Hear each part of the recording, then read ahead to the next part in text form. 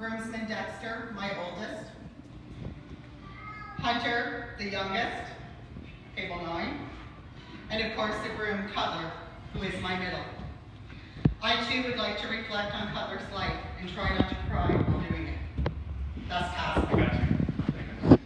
It all began on December 4th, 1989 in Halifax, Nova Scotia. A few weeks before Cutler's due date, he was breached and stuck under my ribs.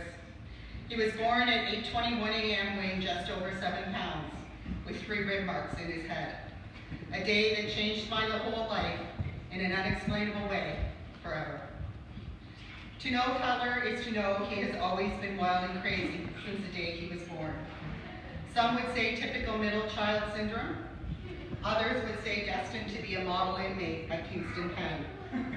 Having different last names, Cutler has always been shocked, or people have always been shocked to learn that I myself am a behavior specialist at one of the largest school boards in Ontario, and Cutler is in fact my son. He has always kept us things exciting, to say the least, in so many ways. He climbed out of his crib and walked at 10 months old and has never slowed down since that day.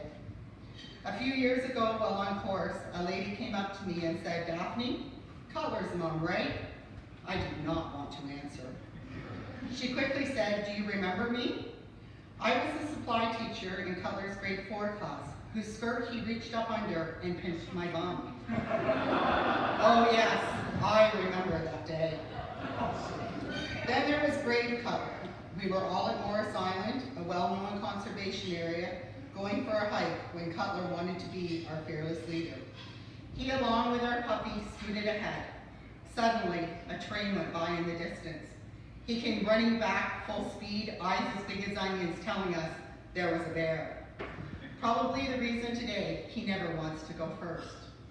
Then there was a time Hunter took the bus from school to the Burger King in Morgan's Grant to meet up with his driving instructor.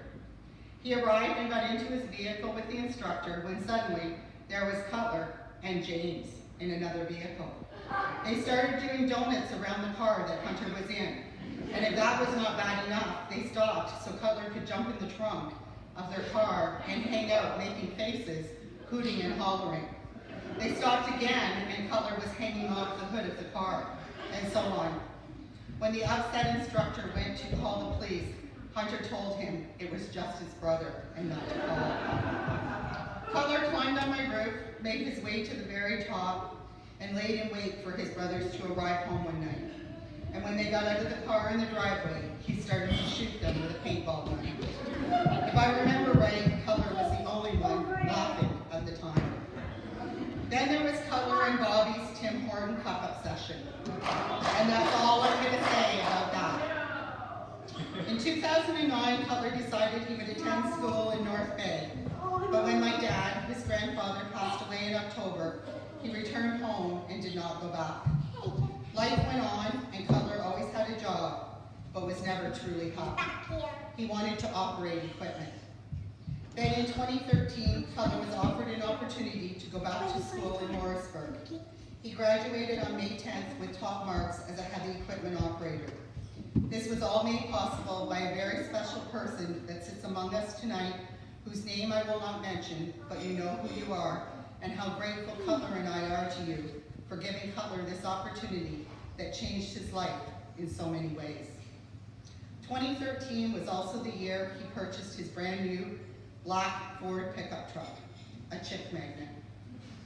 Cutler always loved to party and would arrive home from work, change his shirt, put on a dab of deodorant, and out he would go. Then suddenly, something changed. Around the middle of 2014, Cutler would come home, take a long shower, dress in clean clothes from head to toe, and was leaving the house smelling especially nice. As a mom, you know you have to ask the question, Cutler, who is the girl? His response was, there is no girl. I'm going out with Bobby and Castle. So after a couple of weeks of this, I told him we needed to talk. If there was not a girl and he needed to discuss something about Bobby or Castle with me,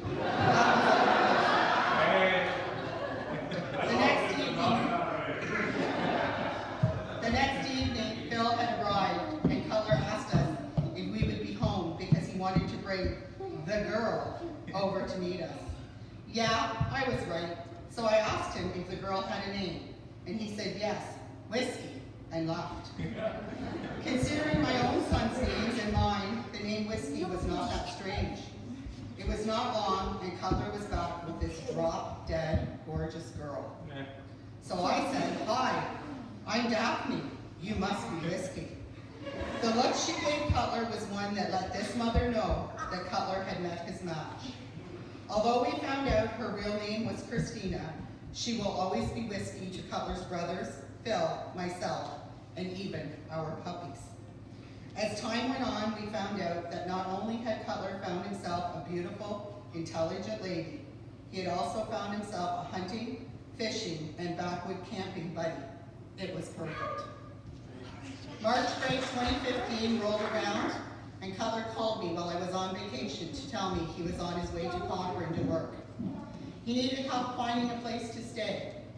To make a long story short, after spending about 6 hours on the phone and answering many questions sitting in a restaurant of a resort, an angel named Kathy Beaton came into our lives.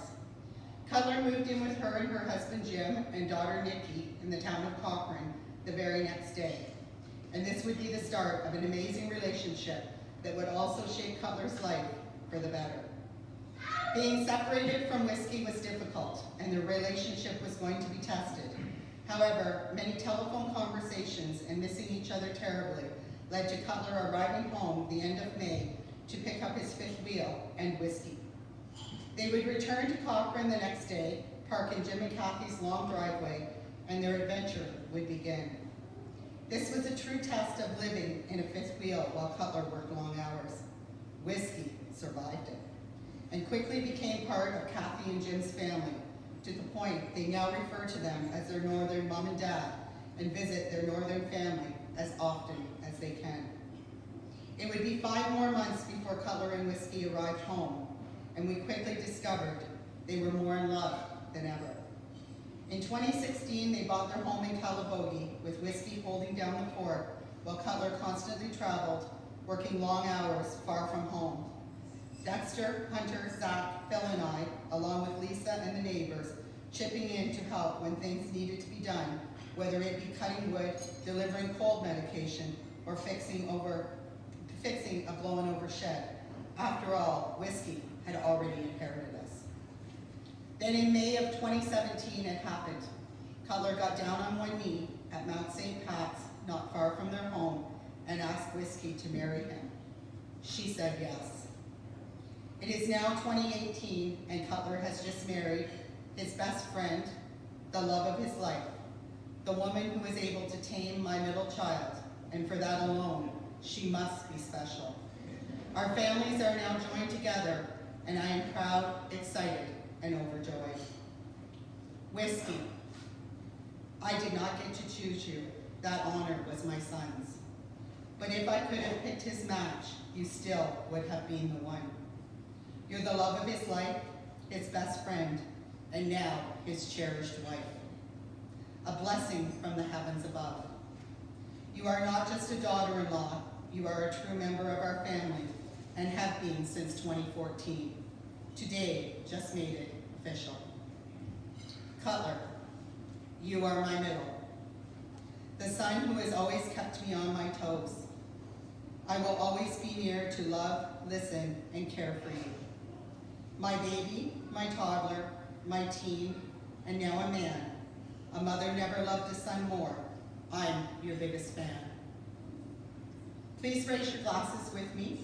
I forgot my glass, Cassim. I forgot my glass. I need my glass. Just booze, water, whatever. Sorry, people. See, Cassim always comes in handy.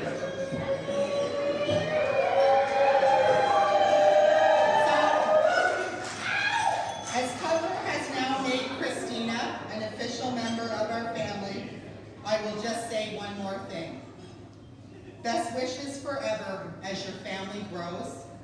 A couple of babies would be nice. Pay back, you know. Cheers.